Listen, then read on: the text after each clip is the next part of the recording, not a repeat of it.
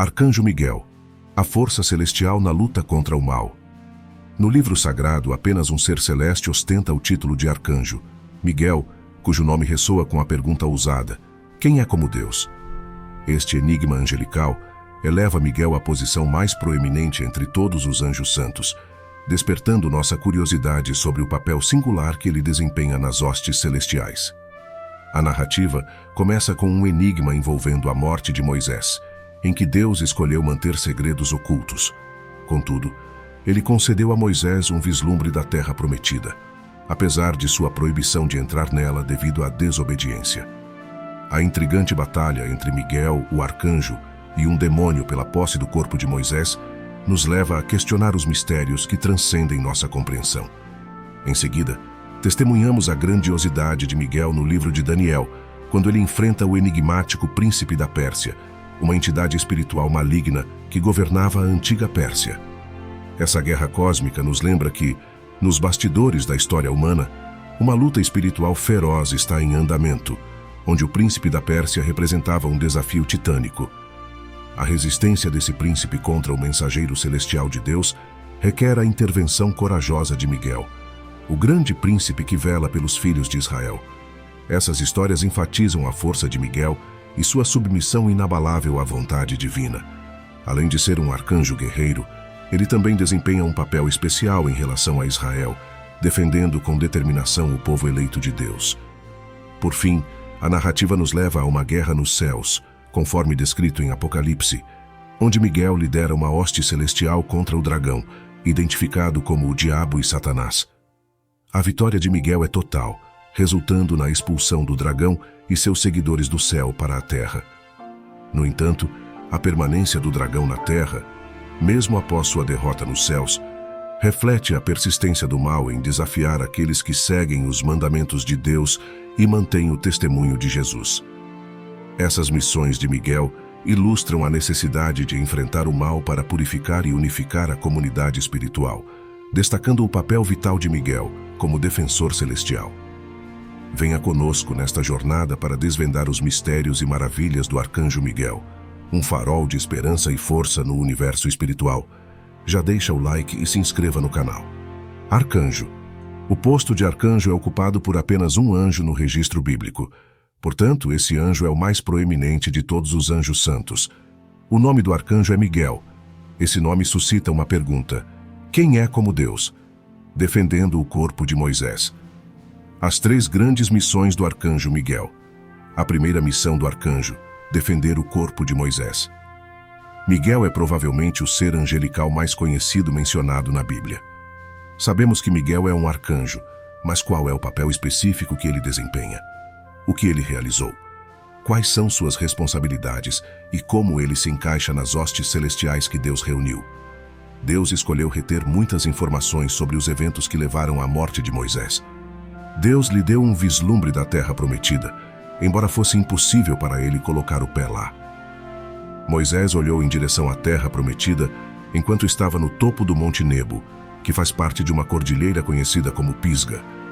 Esse pico está localizado no que hoje é a nação moderna da Jordânia.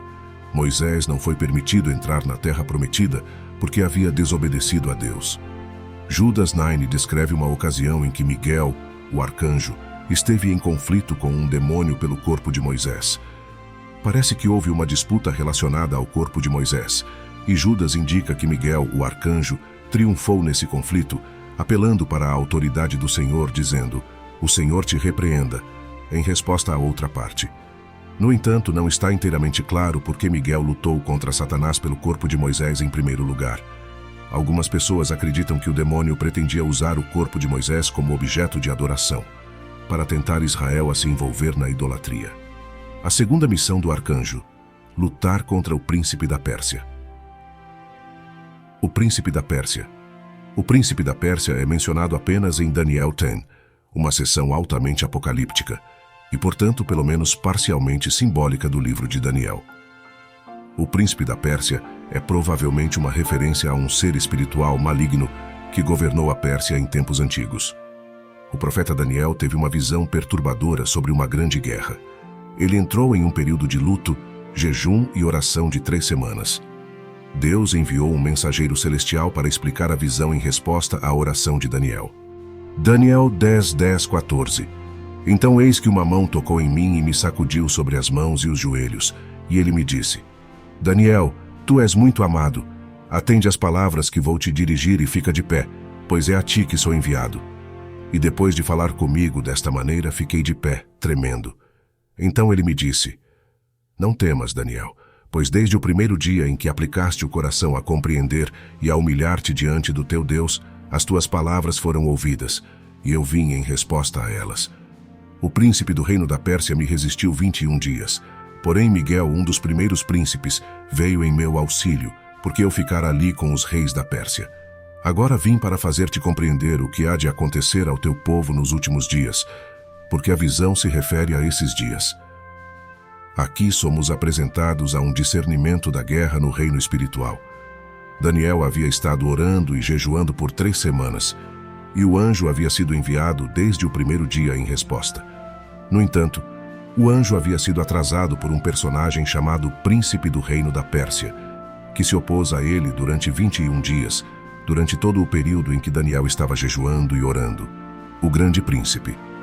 Na verdade, o príncipe demoníaco da Pérsia tinha um poder incrível, a ponto de Miguel, um dos primeiros príncipes, ter sido enviado em seu auxílio. Em Judas 9, aprendemos que Miguel é um arcanjo. O anjo pôde alcançar Daniel devido à sua força. Um anjo esclarece como os últimos dias dos judeus se desdobrarão na visão final de Daniel. Miguel, o grande príncipe que vela pelos filhos do teu povo, se levantará. O anjo também se refere a Miguel como o príncipe de Daniel. A Bíblia não diz o que significa vigiar, mas é muito claro que Miguel tem responsabilidades especiais para com Israel. Em seu papel de lutador, Miguel tem uma responsabilidade específica para com Israel. Em Daniel 10:21 e Daniel 12:1, ele é chamado de príncipe dessa nação. Ao lermos a história antiga e moderna, acredito que vemos a mão de Miguel defendendo Israel. Apesar de seu grande poder, Miguel permanece completamente submisso ao Senhor. Judas 1:9 demonstra sua dependência do poder do Senhor. Os anjos justos têm classificações e se submetem à autoridade. Considerando a força do arcanjo Miguel, sua submissão a Deus é ainda mais bela. O termo arcanjo significa o anjo de mais alto posto. A maioria dos anjos na Bíblia é retratada como mensageiros, mas Miguel é descrito como contendendo, lutando ou enfrentando espíritos malignos e principados em todos os 3 livros. Apesar de seu sofrimento e fraqueza, o anjo fortaleceu Daniel para receber a revelação que se segue nos capítulos 11 e 12. Mas havia mais conflito angelical por vir. O anjo teve que retornar imediatamente para lutar contra o príncipe da Pérsia. Em seguida, informou a Daniel que o príncipe da Grécia estava chegando. Isso implica que os demônios de Satanás estão constantemente em desacordo com o reino de Deus e seus servos. Você deve estar preparado para lutar no reino espiritual, onde não pode ver a batalha. A guerra nos céus. A terceira missão do arcanjo. A guerra nos céus. A guerra irrompe no céu, com Miguel e seus anjos de um lado e o dragão e seus anjos do outro. Isso ocorre no meio da tribulação.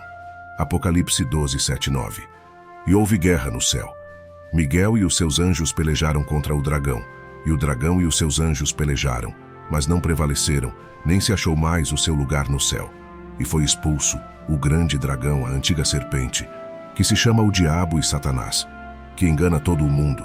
Ele foi lançado na terra e os seus anjos foram lançados com ele. O dragão é totalmente derrotado, perdendo sua posição, e ele e seus seguidores são lançados à terra. No entanto, esse não é seu destino final. Os céus podem se regozijar com a partida do dragão, mas é uma notícia terrível para a terra e o mar. O diabo sabe que seu tempo é curto e resolve derramar sua fúria o mais amplamente possível. Satanás não está atualmente no inferno, embora ele certamente esteja indo para lá. Miguel e as forças celestiais derrotam o dragão, Satanás, e o diabo é lançado na terra.